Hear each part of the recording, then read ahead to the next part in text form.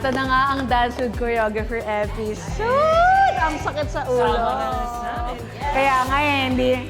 Ito na nga yun eh. Kaso nga lang, alam niyo yun, it's really challenging. Because aside from teaching you guys, giving you kung ano man yung kailangan natin gawin for this product, I also have to think about myself. And at the same time, when we're dancing together, if that happens, hindi ko na makikita yung overall itsura natin. So it will be really a challenge. But, kwento ko muna what will happen in our prod. Okay, So ang concept natin is Cell Block Tango X Moulin Rouge. Yes! So it's very performance, very grand yung excel natin. Explosive, hataw, nakakapagod. Let's go! Yun siya talaga, guys. So, Hindi ako natakot sa hataw, sa pagod ako. sa pagod, no? Pero sana, yes, kayanin natin. I believe kakayanin natin yan. So, magsa-start tayo, Ate Jazz.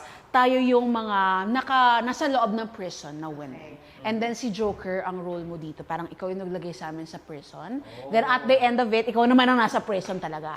Because, yeah, we're getting justice. Yes. So, magsa-start tayo. Nasa may prison bar tayo here. Then we're dancing in the middle. After that, there is a chair scene. That's why may tatlong upuan dito. And then after that, dance ulit in the middle and then diretso ka na sa kulungan. Yes. Style is jazz funk. Have you tried jazz funk before? Not jazz funk. Oo, hindi din. Hindi pa. So, first time. Okay. Dahil dyan, umpisahan na natin. For me, it's really exciting kasi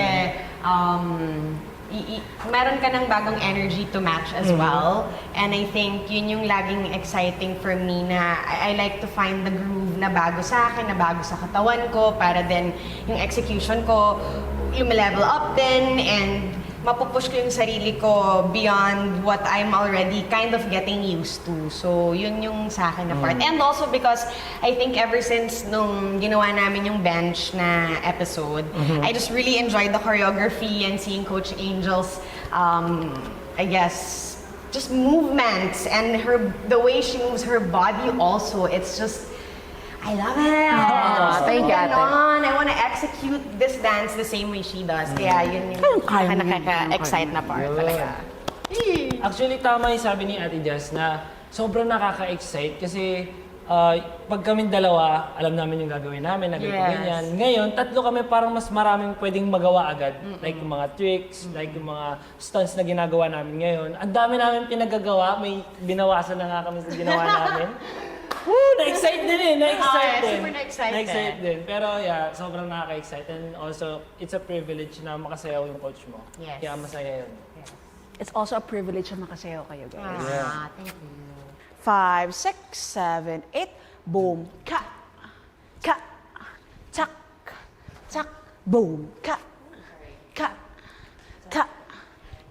1, 2, 3, and 4, 5, 6, 7, 8, and 1, 2, 3, and 4, 5, 6, 7, stop. Okay, tayo ay nasa center na. Yes, 5, 6, 7, 8, 1, 2, 3, ka, 5, 6, 7, 8, 1, 2, 3, 4, 5, and 6, and 7, 8, 1, 2, 3, 4, 5, 6, and 7, 8, 1, and 2, and 3, 4. Sa 4. Okay, one more time. From here, kay Ate Jazz. 6. From 1, 2, 3, 4. 6, 7, 8, 1, 2, 3, 4, 5, 6, and 7, 8, 1, and 2, and 3, 4, 5, 6, 7, 8, 1, 2, 3, 4, 5. Mark muna. 7, 8, 1, 2, 3, 4, 5, 6, 7, 8. Okay. Woo! Naramdam na yung body pain, no? Oo, damdam na siya. Pero challenging din at the same time para magawa talaga yung buong piece. Since tatlo na tayo, hindi lang dalawa yung iniisip namin. So, tatlo na tayo, Coach. Correct.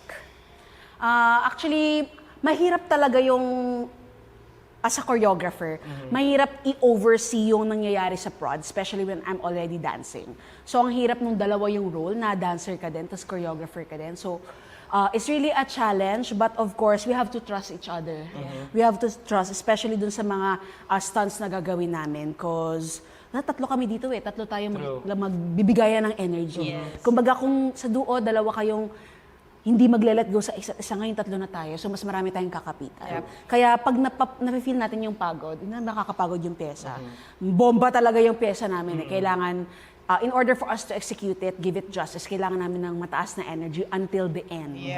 And I hope that we rely on each other when we're dancing it. Kasi hindi tayo nag-iisa when we're dancing it. So, alam mo, pag nafe-feel nyo yung parang, bibigay na. Hindi, isipin mo. Hindi. Ako, iniisip ko, Ate Jasmine, si Joker, nandito kasama ko. Kaya namin. Yeah. Yun yung isipin natin.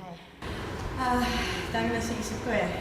I think bukod sa piyesa namin, medyo today, medyo I think I feel a little bit out of body. Parang ano lang, nakikita ko yung sarili kong sumasayaw, gumagalaw. Pero parang dami lang iniisip sa bahay. Yung dog ko, yung dog ko kasi, my first dog, sabi ng vet, 6 months to 1 year na lang yung expectation ng lifespan niya. So medyo, ang dami lang this year.